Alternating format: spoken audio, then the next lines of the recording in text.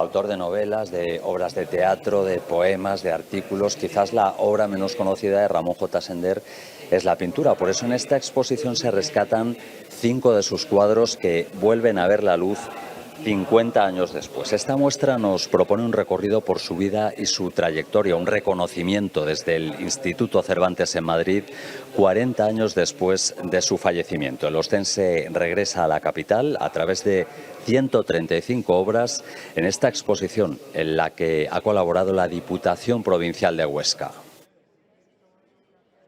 Obtiene ese reconocimiento a nivel nacional. Yo pienso que es un día importante para Sender y los estudiosos de Sender y la provincia y Alcolea, Chalamera y su tierra. Representó el naciente periodismo del siglo XX, la corresponsalía de guerra, la situación internacional y cómo la literatura se involucraba en eso. Y por otra parte tiene una apuesta expositiva muy interesante porque también se llama la atención sobre su labor como pintor.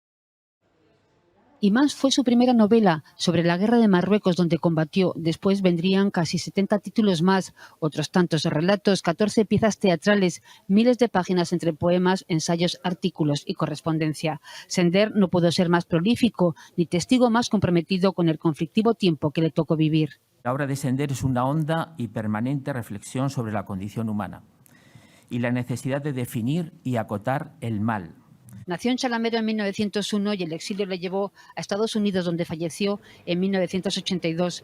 Periodista, profesor, escritor y sobre todo un analista de su tiempo en todas y cada una de sus obras. Y a pesar de todo eso, se consideró únicamente un hombre sencillo, enamorado de Huesca hasta el final. Un escritor que se consideró a sí mismo un campesino aragonés que come pan, bebe vino y dice la verdad.